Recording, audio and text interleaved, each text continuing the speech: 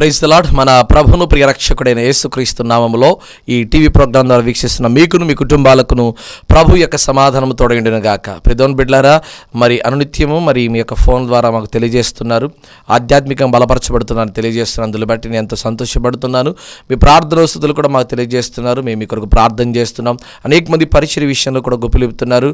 అందులో బట్టి నేను ఎంతగానో సంతోషపడుతూ దేవుని నామాన్ని స్తుతిస్తున్నాను. ప్రియమైన బిడ్డలారా, దేవాది దేవుడు ఇంతవరకును మమ్మను, మన కుటుంబాలను, మన పరిచర్యను అంతటిని దీవించినందుకు ప్రభుకే మహిమ కలుగును గాక. ప్రియమైన బిడ్డలారా, ఈరోజు దేవాది దేవుడు మీతో మాట్లాడుతున్నటువంటి ఒక ఆశ్చర్యకరమైనటువంటి విషయాన్ని మనం తెలుసుకుందాం. ఈరోజు వాక్య అంశం ఏమిటంటే కాక. చెప్తారా మరొకసారి? కాక అనేటువంటి మాటను గురించి మనం మాట్లాడుతున్నాం. దేవాది దేవుడు ఎఫెసీకి రాసినటువంటి పత్రిక భాగం 5వ అధ్యాయంలో 16 గల వచనాన్ని మనం చదువుతున్నాం. అజ్ఞానుల వలె కాక జ్ఞానుల వలె నడుచుకున్నట్లు జాగ్రత్తగా చూచుకునుడి. మొదటిగా మనం చదువుతున్నటువంటి విషయం ఏంటంటే, అజ్ఞానుల వలె కాక జ్ఞానుల వలె నడుచుకోండి అని దేవుని వాక్యం ఇక్కడ స్పష్టంగా తెలియజేస్తా ఉంది. అజ్ఞానులు ఎవరు అంటే, యేసుక్రీస్తు ప్రభు వారిని ఎరుగనటువంటి కాలములో అజ్ఞానము. మరి ఈ 2000 సంవత్సరాల కిందట ఆధ్యాత్మికముగా అన్ని విషయంలో అభివృద్ధి అయినటువంటి నీవు, ఇంకా అజ్ఞానిగా బ్రతుకుతున్నావు. అందుకే దేవుని వాక్యంలో అజ్ఞాన కాలం ముందు దేవుడు చూచి చూడనట్టుగా ఉన్నాడంట. ఇప్పుడైతే అంతటను అందరూ మారు మనసు పొందవలనని అపొస్తలుల కార్యం 17వ అధ్యాయంలో చక్కటి మాట మనకు తెలియజేయబడుతోంది. ప్రియమైన బిడ్డలారా, మరి అజ్ఞానములో నడుచుకుంటున్నాం. ఎంత అజ్ఞానంగా ఉన్నారంటే తెలుసా, ఈరోజు క్రైస్తవులకి లోకంలో ఉన్నటువంటి వారికి పెద్ద తేడా ఏమీ కల్పించట్లేదండి. అన్ని జనులు ఏ రీతిగా నడుచుకుంటున్నారో క్రైస్తవ బిడ్డలు కూడా అలాగే నడుచుకుంటున్నారు, అజ్ఞానంలో నడుచుకుంటున్నారు. ఇదిగో ఎంత అజ్ఞానం అంటే, యేసుక్రీస్తు ప్రభుల వారు తన బిడ్డలందరి కొరకు ప్రాణం పెట్టారనే సంగతి నీకు తెలుసు, మాకు తెలుసు, అందరికీ తెలుసు. అయితే శుభ శుక్రవారం రోజు కూడా క్రీస్తు మన కొరకు చనిపోయారని కొంతమంది వాక్యముగా ఉన్నటువంటి ఆ ఫోటో ఫ్రేమ్స్ను వెనక్కి తిప్పేటువంటి అజ్ఞాన కాలంలో ఉన్నాం. ఇంకా క్రైస్తవ బిడ్డలు, యవన బిడ్డలు ఎంత అజ్ఞానంలో ఉన్నారంటే, ఎక్కడ మాకు దిష్టి తగులుతుందో ఆ దిష్టి తగలకోకుండా కాళ్ళకి దారాలు కట్టుకునేటువంటి అజ్ఞానంలో ఉన్నారు. ఎక్కడికైనా బయటికి వెళ్ళేసి వచ్చినప్పుడు ఇదిగో వారు రకరకాలమైన దిష్టిలు తీపించుకునేటువంటి వారిగా ఉన్నారు, అజ్ఞాన కాలంలో ఉన్నారు. ఎంతగా మార్చబడ్డారో చూడండి. ఇంకా లోకంలో బ్రతుకుతూనే మేము క్రైస్తవ బిడ్డలము, దేవుని బిడ్డలము, దేవుని రక్తంతో కడగబడిన వారము, విశ్వాసులమని చెప్పుకుంటున్నారు, సంఘ పెద్దలమని చెప్పుకుంటున్నారు. ఎలా అవుతున్నారండి? అజ్ఞానంగా నడుచుకుంటున్నావే. జ్ఞానము వేరు, అజ్ఞానము వేరు. అజ్ఞానముతో నడుచుకుంటున్నావు అంటే మూర్ఖుడిగా నడుచుకుంటున్నావు. జ్ఞానవంతురాలు తన ఇంటిని కట్టుకుంటుందంట, మూఢురాలు ఊడబెరుక్కుంటుంది. అలాగా ఈరోజు చాలామంది అజ్ఞానంలో బ్రతుకుతున్నారు. ఎంత వాక్యము చెప్పినా, ఎన్ని ఎవిడెన్సులు చూపించినా, ఎన్ని టీవీ ప్రసంగాలు వింటున్నా, ఇంకా నువ్వు అజ్ఞానస్తుడిగానే రక్షణ పొందవు, మారు మనసు పొందవు, ప్రభు సన్నిధిలో ఉండవు. ఎందుకు ఇలా అయిపోతున్నావు? ఒకసారి ఆలోచన చేయి. నీ కుటుంబం ఎందుకు ఇంత పడిపోతుంది? కారణం ఏంటి తెలుసా? దేవునికి నీకు మధ్య ఉన్నటువంటి అజ్ఞానం పోయింది. దేవుని జ్ఞానము మితియు లేనిదంట. 147వ సంకీర్తనలో రాయబడుతుంది, జ్ఞానమునకు ఆయనే మితియు లేనివాడు. అంటే ఆయన జ్ఞానము ఎంతో గొప్పది. అందుకే దేవుని వాక్యం అంటుంది, మీరు అజ్ఞానుల వలె కాక జ్ఞానులు నడుచుకోండి. జ్ఞానం అంటే ఏంటి? యెహోవా యందు భయభక్తులు కలిగి ఉండటే జ్ఞానము కదా. మీకు జ్ఞానము కొదువు నీడలా నన్నడగమని దేవుని వాక్యం తెలియజేస్తుంది కదా. మరి ఎందుకు ఇంకా అజ్ఞానంగా నడుచుకుంటున్నావు? వాక్యం చదువుతావు కానీ లోకంలో పనులు చేస్తావు, వాక్యం చదువుతావు, లోక తలంపులు వదిలిపెట్టవు. అన్ని విషయంలో ఇదిగో మరి నీ పిల్లల వివాహం అయితే ఇదిగో మరి రాశి ఫలాలు చూస్తున్నావు, లేకపోతే వారు పుట్టినటువంటి తేదీలను చూసుకొని మంచి టైం ఉందా లేదా, మంచి గడియ ఉందా లేదా చూస్తావు. వివాహ పత్రికల్లో చూస్తే ఎంత అజ్ఞానంగా ఉంటాయి తెలుసా. మొదటి మాట ఏమో ఇది యెహోవాలో జరుగుతున్న కార్యం అంటావు, వివాహం అన్ని విషయంలో ఘనమైందని రాస్తావు, కానీ చేసేదన్నీ అజ్ఞానమైన పనులే. ఇదిగో ఎంతగా దిగజారిపోతుందో ఈరోజు క్రైస్తవ జీవితం. ప్రియమైన బిడ్డలారా, ఒకవేళ కనుక నువ్వు కూడా అలాగే ఉంటే వాక్య భాగం స్పష్టంగా తెలియజేస్తుంది, అజ్ఞానుల వలె కాక అంటే వద్దు, అలా మీరు నడుచుకోవాకండి, అలా మీరు ఉండమాకండి, మీరు మారండి అని అర్థం. అజ్ఞానంతో ఆనాటి కాలంలో కొంతమంది ఎంత వాక్యం చెప్తున్నా వినేవారు కాదండి. ఈరోజు సోషల్ మీడియా అభివృద్ధి అయిపోయింది.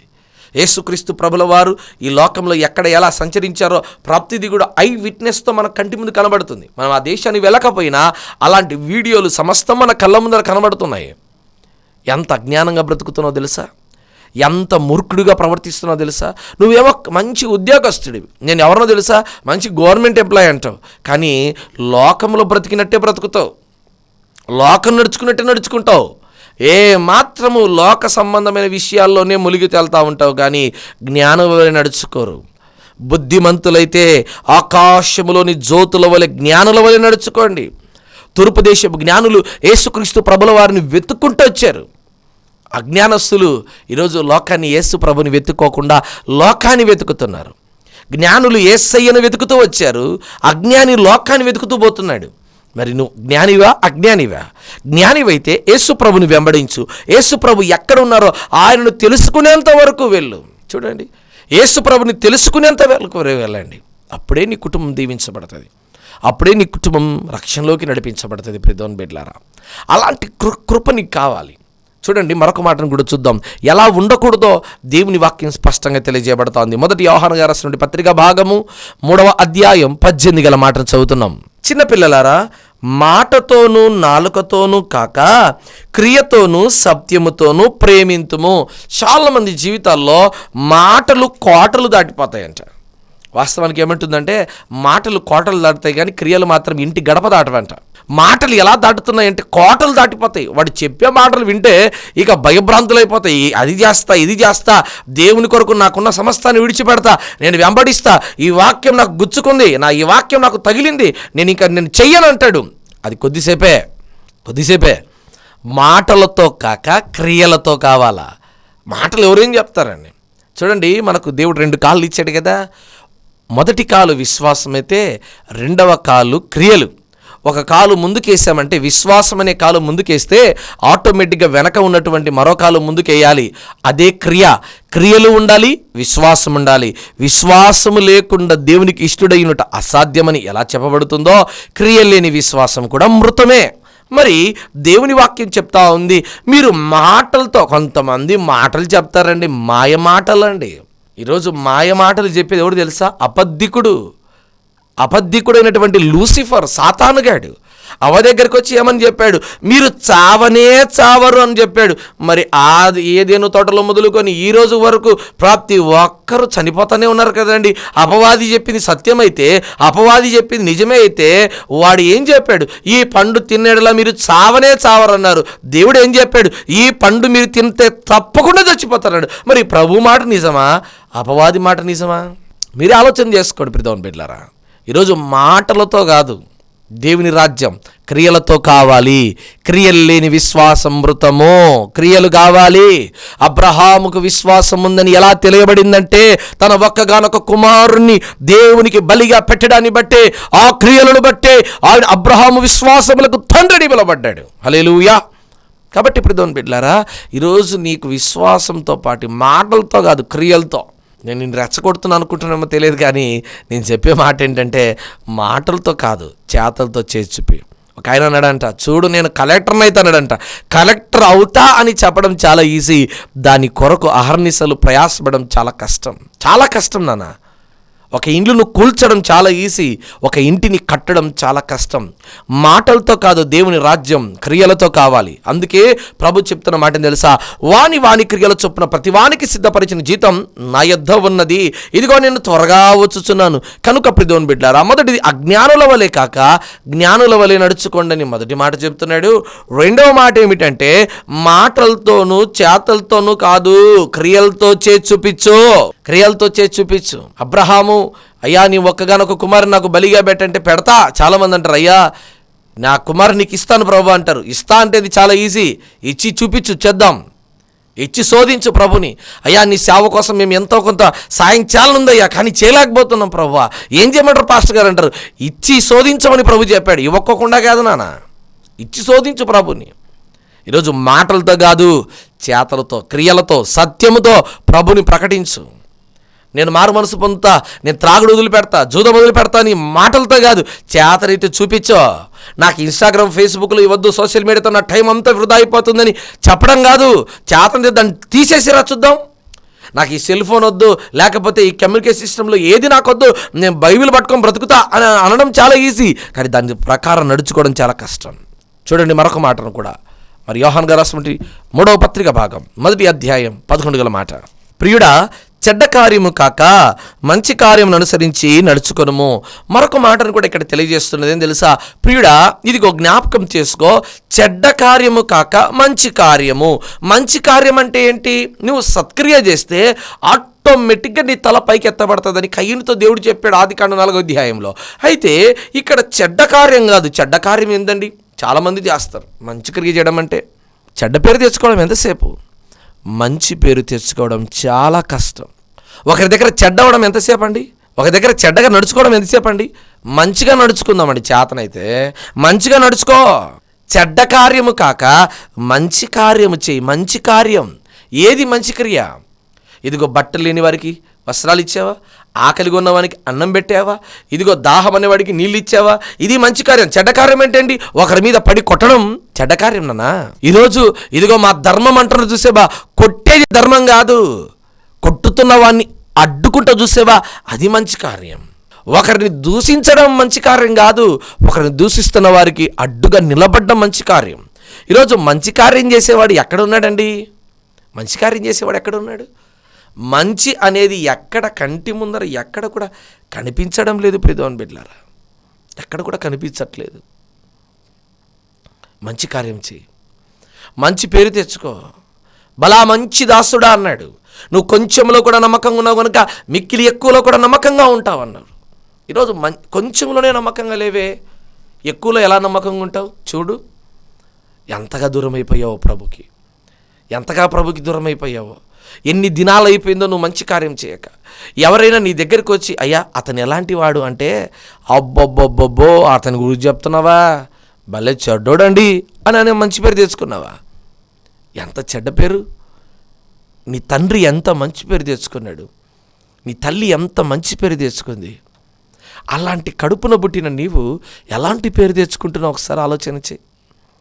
మీ అమ్మ ఎప్పుడు ఒక్కరితో ఒక్క మాట అనిపించుకోలేదురా అని మీ నాన్న అంటుంటే నువ్వు ఎంత చెడ్డ పేరు తెచ్చుకున్నావు తెలుసా? యవ్వన కాలంలోనే లేనిపోని చెడ్డ తలంపులు కలిగి చెడ్డ పనులు చేసి నీకున్నటువంటి స్కూల్స్లో, నీకున్న కాలేజ్లో, నీకున్నటువంటి ఉద్యోగం దగ్గర నీకంటూ ఒక వర్స్ట్ నేమ్ తెచ్చిపెట్టుకున్నావు.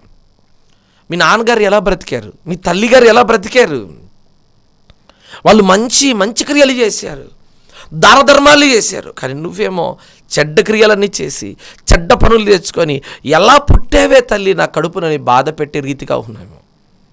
ప్రియుడా, దయచేసి ఆలోచన చేయి. నా దేవుడు మంచి దేవుడు, మంచి కాపరి. నా గొర్రెలకు నేను మంచి కాపరి అంటే తెలుసా? మంచి పేరు తెచ్చుకున్నాడు, చెడ్డ పేరు తెచ్చుకున్నాడా? శత్రువును కూడా ప్రేమించి మంచి పేరు తెచ్చుకున్నాడు. ఈరోజు నీవు చెడ్డ పేరు తెచ్చుకుంటున్నాము, అది మనకొద్దు. మొదటిది అజ్ఞానంగా బ్రతకమాకు. రెండవది మాటలతో కాదు క్రియలతో చేసి చూపించు. మూడవది చెడ్డ కార్యము కాక మంచి కార్యము చేయి. నాలుగవది చూద్దాం. మొదటి దశలోనికి రాసినటువంటి పత్రిక భాగము 2వ అధ్యాయం 4వ వచనాన్ని చదువుదాం. సువార్తను మాకు అప్పగించుటకు యోగ్యులమని దేవుని వలన ఎంచబడిన వారమై మనుషులను సంతోషపెట్టువారము కాక మన హృదయాలను పరీక్షించు దేవునినే సంతోషపెట్టువారమై బోధించుచున్నాము. బోధించే సేవకులారా, బోధించే సంఘ పెద్దలారా, బోధించే సంఘ కాపరిగారులారా, దయచేసి జ్ఞాపకం చేసుకో. అపోస్తుడైన పౌలు గారు అంటారు తెలుసా, ఇదిగో సువార్త పని మాకు యోగ్యులమని మమ్మల్ని ఎంచుకున్నటువంటి ప్రభువుని మాత్రమే మేము సంతోషపెట్టాము. ఈరోజు ఎవరిని సంతోషపెట్టబడుతున్నారు? సంఘాలలో ఎంత దారుణమైన స్థితి వచ్చిందంటే, ఒక యవన బిడ్డ పాట పాడుతున్నాడంటే వాడు దేవుణ్ణి సంతోషపెట్టాలని పాట పాడడంలా. నేను ఎలా పాడానంటో పాట చెప్పు.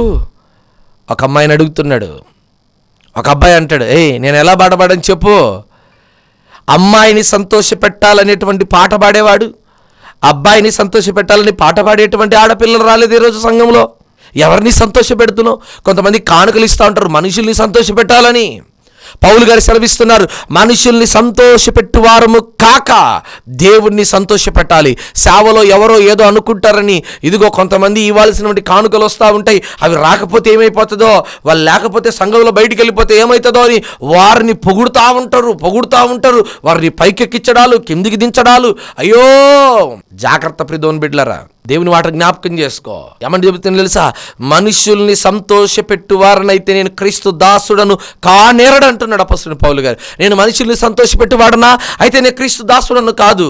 నేను క్రీస్తు దాసుడను ఎప్పుడునైతానంటే దేవుణ్ణి సంతోషపెట్టువాడనైతేనే.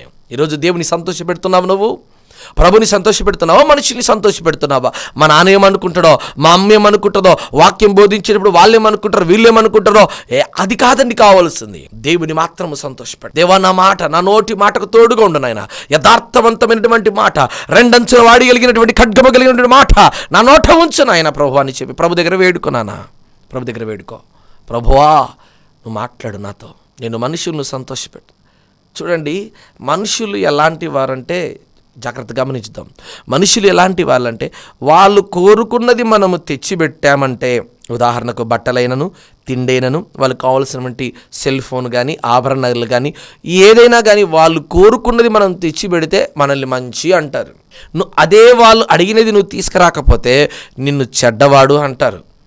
అలా నువ్వు తెచ్చిపెట్టాల్సిన ప్రతిసారి నిన్ను మంచివాడు అని అనిపించుకోవడానికి నువ్వు పడే ఆ ప్రయత్నం ముందు చూసావా, అది ఎంత మాత్రం ప్రయోజనకరమైంది కాదు. దేవుని సంతోషపెట్టు. దేవుని దగ్గర ఏమీ కోరుకోవట్లేదు, విరిగి నలిగిన హృదయం మాత్రమే దేవుని నేను కోరుకుంటున్నాడు. నీ హృదయం దేవునికి ఇస్తావా? నీ హృదయం దేవుని జంతలో పెట్టగలుగుతావా? ఎవడైతే నీ హృదయాన్ని దేవుని దగ్గర పెట్టగలుగుతావో దేవుడు నిన్ను ఆశీర్వదిస్తాడు, దేవుడు నిన్ను దీవిస్తాడు, దేవుడు నిన్ను గొప్పగా హెచ్చిస్తాడు. ప్రియమైన బిడ్డలారా, అందుకే అపొస్తలుడు పౌలు గారు అందరికంటే గొప్పగా ఎందుకు హెచ్చింపబడ్డాడంటే, మనుషుల్ని సంతోషపెట్టాలని ఆయన ఎప్పుడు కూడా తలంచలేదు. ఈరోజు నీవు కూడా మనుషుల్ని సంతోషపెట్టమాకు. మరొక మాటను కూడా చూద్దాం. ఫిలిప్పీయులకు రాసిన పత్రిక భాగం 1వ అధ్యాయం 30 గల చరణాన్ని చదుదాం. క్రీస్తునందు విశ్వాసం ఉంచుట మాత్రమే గాక ఆయన పక్షమున శ్రమపడుటయు ఆయన పక్షమున మీకు అనుగ్రహింపబడెను. ఇక్కడ మరొక మాటను కూడా చూస్తే, విశ్వాసం మాత్రమే గాక ఏముండాలి అంటే శ్రమపడాలి, దేవుని కొరకు శ్రమపడాలి. అందుకే చాలా మంది టీచర్స్ చెప్పే మాట ఏం తెలుసా, ఇప్పుడు కష్టపడతావా రేపు సుఖపడతావు, ఈరోజు సుఖపడతావా రేపు కష్టపడాల్సింది వస్తే చూసుకో అంటారు. ఎందుకు తెలుసా, ఈ రోజు నువ్వు శ్రమ పడాలి. విశ్వాసం ఉంటే సరిపోదు, విశ్వాసంతో పాటు నీకేముండాలంటే దేవుని కొరకు శ్రమ పడాలి. హెబ్రీ పత్రిక 13వ అధ్యాయం 13 మాట ఏమిటంటే, యేసుక్రీస్తు ప్రభుల వారు కూడా గవిని వెలుపట శ్రమ పొందెను. యేసయ్య ఎంతో శ్రమ పొందాడు నీ కొరకు. మరి నీవు కూడా ఈరోజు శ్రమ పడేటువంటి వాడివిగా ఉండాలి. నీవు కూడా శ్రమపడేవాడిగా ఉండాలి. విశ్వాసం ఉందండి చాలు, నాకు ఇంకా విశ్వాసం ఉంటే చాలు, నాకేమొద్దు, ఇంకా అవసరం లేదు. విశ్వాసం మాత్రమే కాదు నాన్న కావాల్సింది, విశ్వాసంతో పాటు దేవుని కొరకు శ్రమపడాలి. తిండి కోసం, బట్ట కోసము, లేకపోతే నీ పిల్లల పోషణ కొరకు, నీ భార్య పోషణ కొరకు ఏ రీతిగా శ్రమపడుతున్నావో, ఏ రీతిగా కష్టపడుతున్నావో అదే రీతిగా దేవుని కొరకు శ్రమపడు, దేవుని కొరకు కష్టపడు. బలా మంచి దాసుడా, నీకు ఇచ్చిన కొంచెం నాణ్యాలను నువ్వు అభివృద్ధి చేసి విస్తరించాడు, గొప్పగా దీవించాడు అతను. ఈరోజు నీవు ఏ రీతిగా ఉన్నావు? ఈరోజు ఏ రీతిగా ఉన్నావు ఒకసారి ఆలోచన చేయి. దేవుడిచ్చిన దాన్ని పోగొట్టుకుంటున్నావు, దేవుడిచ్చిన దాన్ని పోగొట్టుకుంటున్నావు. శ్రమ పడే వాళ్ళే లేరండి. ముఖ్యంగా సేవా జీవితంలో శ్రమ పడేటువంటి వారు లేరు. ఆనాడు మన పితరులు సేవ చేసేటువంటి గొప్ప దైవజనులు రాత్రనక పగలనక సైకిల్లో కాళ్ళనకన లాంతర్లు పట్టుకొని దివిటీలు పట్టుకొని సేవ చేశారండి. ఆనాటి కాలంలో మా పెద్దల అబ్బగారులు లేకపోతే మన తాతగారులు ఎలా చేశారు తెలుసా? లాంతర్ పట్టుకొని ఒక చిన్న పుస్తకం పెట్టుకొని ఎంత బాగా చప్పట్లు కొడుతూ, తాళాలు కొడుతూ, వాయిద్యాలు వాయించుతూ ఎంత బాగుండేది తెలుసా అలాంటి కాలంలో. ఈరోజు టెక్నాలజీ పెరిగిపోయాం. ఇక్కడ సంఘంలో నిలబడుకొని సేవలో పాట పాడేవాడు ఏం పాట పాడాలని కోరుకుంటాడంటే, మనము కొత్త పాట పాడుదాము, ఎవ్వరికి రాని పాట నేను పాడతాను, విని పాడండి అంటాడు. అందరికి వచ్చిన పాట పాడితే అందరు కూడా పాడతారు కదా. ఆ ఈ మైక్ శబ్దం ద్వారా ఎక్కడైతే ఆ శబ్ద జ్వరంగాలు వస్తున్నాయో, ఒకవేళ బయట ఉన్న కుటుంబాలలో ఎవరైనా వింటంటే వారు పనులు చేసుకునేటప్పుడు ఆ పాట ద్వారా వారు కూడా వారి నోరు తెరిచి వారు కూడా పాట పాడతారు కదా. ఆలోచన చేయవా? శ్రమపడు దేవుని కొరకు. రాత్రింబగలు శ్రమపడ్డాడు యేసుక్రీస్తు ప్రభుల వారు నీ కొరకు, నా కొరకు. ఈరోజు శ్రమ పడేవాడు లేడు, కష్టపడేవాడు లేడు. అపోస్తుడైన పౌలు గారు రాత్రింబగలు దేవుని కొరకు శ్రమపడ్డారండి. తిండి, నిద్ర, కొరడా దెబ్బలు, ఇదిగో బెత్తపు దెబ్బలు, సముద్రములో నిలిచిపోవడం, అయ్యో 1 కాదు 2 కాదు, ఇలా చెప్పుకుంటూ పోతే ఎన్నో ఉన్నాయి నాన్న. దేవాది దేవుని కొరకు ఆయన ఎంతో శ్రమ పొందాడండి. ఈరోజు నీవు నీ కుటుంబం శ్రమ పొందే స్థితిలో ఉందా? కష్టపడే స్థితిలో ఉందా? ఈరోజు కష్టపడితేవా దేవునిలో, రేపు పరలోక రాజ్యంలో సుఖంగా ఉంటావు. ప్రియమైన బిడ్డలారా, మరొక మాటను కూడా చూద్దాం. యోహాను శుభవార్త 20వ అధ్యాయం 27 గల మాటను చూద్దాం. నీ వేలు ఇటు చాచి నా చేతులు చూడుము, నీ చెయ్యి చాచి నా ప్రక్కలో ఉంచి అవిశ్వాసివి కాక విశ్వాసువై ఉండమనెను. యేసుక్రీస్తు ప్రభుల వారు ఇదిగో తోమాతో చెప్తున్న మాట ఏంటంటే, తోమా ఇదిగో నీ చెయ్యిని చాచి ఇదిగో నా చేతిలో పెట్టుము, ఇదిగో నా పక్కలో ఒకసారి నీ చెయ్యిని వేలు ఉంచుమని చెప్తున్నాను. ఏం తెలుసా, నీవు అవిశ్వాసివి కాక ఎలా ఉండాలి అంటే విశ్వాసివిగా ఉండాలి. ప్రియమైన బిడ్డలారా, ఈరోజు విశ్వాసిగా ఉండాలి. చాలామంది విశ్వాసితనాన్ని పోగొట్టుకుంటున్నారు. విశ్వాసి ఎలా నడుచుకుంటాడంటే నీతిమంతుడు విశ్వాస మూలంగా నడుచుకోను. నీతిమంతుడు ఎప్పుడు విశ్వాసాన్ని పోగొట్టుకోడు. నీతిమంతుడిగా ఎలా బ్రతకాలో ఆలోచన చేయి, విశ్వాసిగా ఎలా బ్రతకాలో ఆలోచన చేయి. అక్కడ తోమ అంటున్నారు, ఎందుకు నీలో ఇంత అవిశ్వాసం? చాలామంది అవిశ్వాసులు ఉన్నారు. ఇది జరుగుతుందా? జరగదేమో. ఇది అవుతుందా? కాదేమో. వాళ్ళకే అపనమ్మకం. నేను ఫెయిల్ అయిపోతానేమో, నేను పాస్ కాలేనేమో, నేను ఉద్యోగం సాధించలేనేమో, నేను మందిరాన్ని కట్టలేమో, నా అప్పులు స్థితిగతులు నేను పొందుకోలేనేమో, నేను ఇలాగే ఉండిపోతానేమో అని చెప్పి ఎంతోమంది వారి అవిశ్వాసాన్ని బయట పెడతారు, కానీ వారి విశ్వాసాన్ని బయట పెట్టరు. ఈరోజు నీవు కూడా అలాంటి స్థితిలో ఉంటే ప్రభు మాట, నీవు అవిశ్వాసివి కాక విశ్వాసిగా ఉండు. మనుషుల్ని సంతోషపెట్టువాడవు కాక దేవుని సంతోషపెట్టు. చెడ్డ కార్యము కాక మంచి కార్యము చెయ్యి. అజ్ఞానుల వలె కాక జ్ఞానుల వలె నడుచుకో. మనుషుల్ని సంతోషపెట్టక దేవుణ్ణి సంతోషపెట్టు. ఇదిగో నువ్వు గమనించు ప్రియమైన బిడ్డలారా, నీవు అవిశ్వాసిగా ఉండమాకు. యేసుక్రీస్తు ప్రభుల వారి యొక్క శిష్యులలో అవిశ్వాసం కనబడినప్పుడు ప్రభు చాలా కోప్పడ్డాడు. ఎందుకు ఇంత మీలో అవిశ్వాసం? మీకు విశ్వాసం లేదా? మీరు నన్ను చూస్తున్నారే, నాతో మాట్లాడుతున్నారే, నేను మీకు చెప్తున్నానే, ఈ సూచక్రియలు చేస్తున్నానే, ఎందుకు మీలో ఇంత అవిశ్వాసం అని ప్రభువే తన శిష్యులను ఇదిగో బోధిస్తూ ఉన్నటువంటి మాట. ఎందుకు మీలో ఇంత అవిశ్వాసం ఉంది? దయచేసి మీ అవిశ్వాసాన్ని తీసేసుకోలేరా? ప్రభు వాక్యాన్ని జాగ్రత్తగా గమనిద్దాం ప్రియమైన బిడ్డలారా. ఈరోజు చాలామంది జీవితంలో అవిశ్వాసం పెరిగిపోయింది. ఎంత అవిశ్వాసం అంటే వారు దేవుని దగ్గరికి రాలేకపోయినంత అవిశ్వాసం. యేసుప్రభు నమ్ముకుంటే ఉద్యోగాలు వస్తాయా? యేసుప్రభు నమ్ముకుంటే ఇదిగో ఏ కష్టాలు ఉండవు, అప్పులు తీరిపోతాయి, ఇలాంటి విశ్వాసాన్ని పెట్టుకుంటున్నారు. కానీ నా ప్రభుని గనక నమ్ముకుంటే నా ప్రభు నన్ను పరలోక రాజ్యంలో తీసుకెళ్తాడని ఆ విశ్వాసం అనేది లేదండి, ఆ నమ్మకం అనేది లేదండి. ఈరోజు నీ కుటుంబంలో, నీ వ్యక్తిగత జీవితంలో అలాంటిది ఏదైనా ఉంటే దయచేసి ఈరోజు నీ విశ్వాసాన్ని పెంచుకో ప్రియమైన బిడ్డలారా. చివరిగా 7వదిగా మనం చూద్దాం. ఎఫెసీయులకు రాస్తున్న పత్రిక భాగం 6వ అధ్యాయం 7 వచనాన్ని మనం చదువుదాం ప్రియమైన బిడ్డలారా. మనుషులకు చేసినట్టు కాక ప్రభువులకు చేసినట్టే ఇష్టపూర్వకముగా సేవ చేయండి. మనము సేవ చేసే విషయంలో ఎలా చేయాలంటే మనుషులను సంతోషపెట్టేవారము కాక మనుషులకు కనపడాలని కాకుండా దేవునికి కనపడాలి. ప్రభు వాక్యం అంటుంది, నీ కుడి చేతికి ఇచ్చినది ఎడమ చేతి కూడా తెలియకూడదని. మరి అలాంటి స్థితిలో మనం ఉంటున్నామా ఈరోజు? అలాంటి స్థితిలో మనం ఉంటున్నామా? మనుషులకు కనపరావాలి. మనం ఏం చేసినా మనకు మనుషులకు గాని రావాలి. అన్నదానం చేసిన మనుషులకు గాని రావాలి, లేకుంటే మంచినీళ్ళు సాయం చేసిన మనుషులకు కనపరావాలి, లేదా సేవలో ఏదైనా సహకరించిన మనుషులకు కనపరావాలి. మందిరాల్లో ఎంతోమంది అడిగి మరి వారి పేర్లను చెప్పేసుకునే స్థితిలో వచ్చారండి. ఈరోజు మా పేరు చెప్పలేదేంటి, మా కొడుకు పేరు చెప్పలేదేంటి, మా మనవడి పేరు చెప్పలేదు, అసలు మా ఇంటి పేరే చెప్పలేదు మీరు. ఎంతమంది ప్రవీణులు ఉన్నారు తెలుసా? మా ఇంటి పేరు చెప్పలేదేంటి మీరు అంటారు. ఈరోజు మనుషులకు కనబడవలనని కాక దేవునికి నువ్వు చేసే పని ఎవరు మెచ్చుకోవాలి? నీ ముందర మెచ్చుకుంటాడు. కొద్దిసేపు పక్కకి వెళ్ళిపోతానే నిన్ను ఎన్ని మాటలు అంటాడో తెలుసా? మనుషుల్ని మెప్పించుకునేంత యోగ్యత మనకొద్దండి. మనుషుల్ని సంతోషపెట్టడం వద్దు. ఇందాక పౌలు గారు చెప్పారు కదా, మనుషుల్ని సంతోషపెట్టేవాడనైతే నేను క్రీస్తు దాసుడను కానేరను అని. మరి మనుషుల్ని కాదు మనం సంతోషపెట్టాల్సింది, దేవుణ్ణే మనం సంతోషపెట్టాలి, ప్రభునే మనం సంతోషపెట్టాలి. ఆ ప్రభుతో మనం ఏకమవ్వాలి. అప్పుడు కదా మన ఆధ్యాత్మికమైన స్థితి మార్చబడుతుంది. ఇక చివరిగా మనం మాట్లాడుతుంటే మనుషులకు కనబడవలనని కాక దేవునికి, ప్రభువుకి కనపడాలి.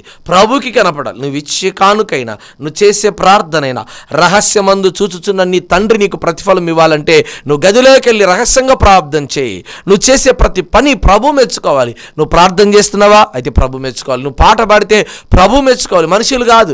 మనుషులు నిన్ను ఒకసారి మెచ్చుకుంటారు, మరొకసారి తోసేస్తారు. అది మనకొద్దు నాన్న. అలాంటి స్థితి మనకొద్దు. దేవుడు నమ్మదగినవాడు, ప్రభు మాత్రమే నమ్మదగినవాడు. అవిశ్వాసిగా ఉండమాకు, మనుషులు కనపరావాలని చూడమాకు, మనుషుల్ని సంతోషపెట్టమాకు. ఆ సంతోషం తాత్కాలికమైనది. ఏదైనా తెచ్చి పెట్టామంటే ఎంత బాగా ప్రేమిస్తారో, వాళ్ళు కోరిందల్లా అడిగినప్పుడల్లా తెచ్చి పెట్టామంటే ఎంతగా నిన్ను ప్రేమిస్తారో. కానీ యేసయ్య ఎలాంటి వాడంటే, లోకములో అందరూ దూరం అయిపోయిన తర్వాత ప్రభు వచ్చి నిన్ను ప్రేమిస్తాడు. హల్లెలూయా. ప్రభు నిన్ను ప్రేమిస్తాడు. ప్రభు ప్రేమ అంత గొప్పది, ప్రభు యొక్క ప్రేమ అంత గొప్పది. కాబట్టి 7 విషయాలు మనం ధ్యానం చేసాం. అజ్ఞానుల వలె కాక జ్ఞానుల వలె నడుచుకోండి, చెడు కార్యము కాక మంచి కార్యము చేయండి, మాటలతో కాక క్రియలతో చేయండి, తర్వాత మనుషుల్ని సంతోషపెట్టువారు కాక దేవుణ్ణి సంతోషపెట్టండి, అవిశ్వాసివి కాక విశ్వాసముగా ఉండుము, అదే రీతిగా మనుషులు కనపడవలనని కాక దేవునికే కనపడాలి, విశ్వాసంతో కాక శ్రమలతో కూడా నువ్వు దేవుని స్తుతించాలని 7 ప్రాముఖ్యమైన విషయాలు మనం విన్నాం. ఈ 7 ప్రాముఖ్యాలని మన క్రైస్తవ జీవితంలో, మన ఆధ్యాత్మికమైన విశ్వాస యాత్రలో చాలా ప్రాముఖ్యమైనవి. ఈ 7 విషయాలు మన హృదయంలో నెమరు వేసుకొని మనం ముందుకు సాగుదాం. దేవుడు మిమ్మల్ని మీ కుటుంబమును దీవించి ఆశ్రయించును గాక. తల వంచుని ప్రార్థన చేద్దాం. పరిశుద్ధుడైన తండ్రి, కనికరం కలిగిన దేవా, ఎవరి బిడ్డలైతే తండ్రి యొక్క టీవీ ప్రోగ్రాం ద్వారా వీక్షిస్తున్నారో వారి ఆధ్యాత్మికమైనటువంటి జీవితంలో మీరు గొప్ప కార్యములు చేయండి నాయన. వారిని ఆశీర్వదించు తండ్రి, వారిని దీవించు నాయన. వారి కుటుంబంలో మేలులు జరిగించు నాయన. వారికి ఆధ్యాత్మికమైనటువంటి స్థితిలలో గొప్ప మేలులతో ఆశీర్వాదాలతో నింపుతున్నామని ప్రార్థన చేస్తుంటున్నాం నాయన. అయ్యా, ఎంతమంది పరిచర్యకు పిలుపుతున్నారు వారందరినీ మీరు దీవించమని వేడుకుంటున్నాం. ఎందరైతే ప్రార్థన తెలుపుతున్నారో వారి కుటుంబంలో గొప్ప కార్యాలు జరిగించమని వేడుకుంటున్నాం నాయన. అయా, శరీరంలో బలహీనత, రోగంతో, రుగ్మతతో, అనారోగ్య సమస్యతో, వ్యాధులతో, అయా భయంకరమైనటువంటి స్థితులతో ఉన్నారేమో, గర్భఫలం లేక ఉంటున్నారేమో, భార్యాభర్తలు వేరే కోర్టు కేసులలో ఉంటున్నారేమో నాయన, ల్యాండ్ విషయంలో ఇష్యూస్తో ఉంటున్నారేమో నాయన, ఏ సమస్యలతో, ఏ ఇరుకలతో, ఏ ఇబ్బందులతో ఉంటున్నారు నాయన. ఏ ప్రార్థనలో ఏకీవిస్తున్నటువంటి వారి కుటుంబంలో అయ్యా ఇప్పుడే నజరేయుడైన యేసుక్రీస్తు నామమును బట్టి గొప్ప కార్యములు మీరు జరిగిస్తున్నామని ప్రార్థన చేస్తున్నాం నాయన. నీ కృపతో నింపండి, నీ కనికరంతో దీవిస్తున్నామని వేడుకుంటూ నజరేయుడైన యేసుక్రీస్తు నామములో ప్రార్థన చేస్తాడు ఈ వేడుకుంటున్నాము తండ్రి. Amen, amen, amen. బిడ్డలారా, దేవుడు మిమ్మల్ని మీ కుటుంబాన్ని దీవించి ఆశ్రయించును గాక. May God bless you. దైవజనుల ప్రసంగములు మీకు ఆశీర్వాదకరంగా ఉంటే మరిన్ని ఆధ్యాత్మిక ప్రసంగముల నిమిత్తం మన యూట్యూబ్ ఛానల్లో Jesus Christ story ministries official అని టైప్ చేసి ఛానల్ని సబ్స్క్రైబ్ చేయండి. మీ ప్రార్థన అవసరాల నిమిత్తం మాకు ఫోన్ ద్వారా తెలుపగలరు. మా ఫోన్ నెంబర్ 8688991210. ఈ పరిచర్యకు నూతన మందిర నిర్మాణము కొరకు మీ అమూల్యమైన కానుకలు పంపించాలి అంటే మా ఫోన్ పే నెంబర్ 8688991210 లేదా మా అకౌంట్ వివరములు 8547210000037873. IFC code DBSS0IN0547. దేవుడు మిమ్మల్ని మీ కుటుంబమును దీవించునుగాక. ఆమేన్.